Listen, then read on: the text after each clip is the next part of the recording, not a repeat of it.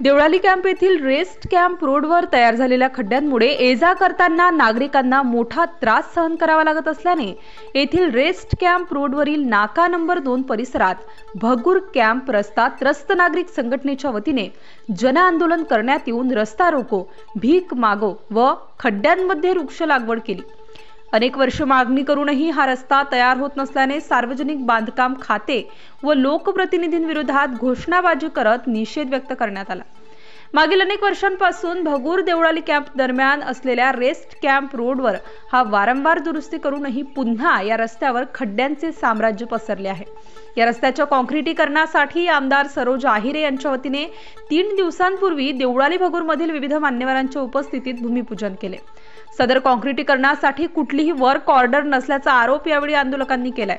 रविवार म्हणजेच काल दिनांक 11 रोजी सकाळी 11 वाजताच्या सुमारास भगूर देवळाली कॅम्प परिसरातील नागरिकांनी एकत्र येऊन सदर काँक्रिटीकरणाच्या कामाची वर्क ऑर्डर दाखवा, रस्ता 12 मीटर व उच्च प्रतीचा करावा, कामाच्या पूर्ततेची तारीख जाहीर करावी, पर्यायस्था उपलब्ध करून द्यावा, संबंधित कंत्राटदाराला जनतेसमोर आणावे, नियंत्रण करण्यासाठी स्थानिक समिती नेमावी यासह विविध मागण्या करण्यात आल्या।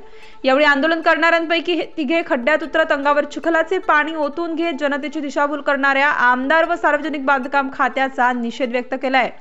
यावेळी आंदोलनात वैभव पाडदे, मोहसिन दोंदे, रोहित कासार, काकासाहेब देशमुख, माजी आमदार योगेश घोलप, दीपक वाघ, काकासाहेब देशमुख, कैलास भोर, प्रमोद लासुरे, साहेबराव चौधरी, नितीन काळे, श्याम देशमुख, ॲडव्होकेट बाळासाहेब आडके, विक्रम सोनवणे, मंगेश करंजकर, गोकुळ जाधव, संभाजी देशमुख, प्रमोद घुमरे, प्रकाश गायकर, दीपक बलकवडे, चंद्रकांत कासार, भाऊसाहेब गायकवाड, मनोज कुवर, प्रमोद मोजाड, योगेश करंजकर आदीसह भगूर व देवळाली कॅम्प येथील नागरिक मोठ्या संख्येने उपस्थित होते।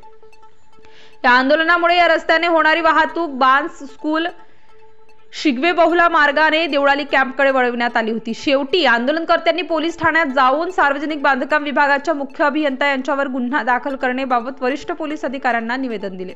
दरम्यान या आंदोलनामुळे या रस्त्याची अत्यंत दयनीय अवस्था अधोरेखित करून लोकप्रतिनिधी व सार्वजनिक बांधकाम विभागाच्या अधिकाऱ्यांच्या डोळ्यात अंजन घालणारे ठरले असल्याचे दिसून आले। तसेच पंचक्रोशीतील नागरिकांचे रस्त्याच्या प्रश्नी एकीचे बळाचे प्रत्यंतर दिसून आले। नाशिक स्टार न्यूज साठी वाल्मिक शिरसाट।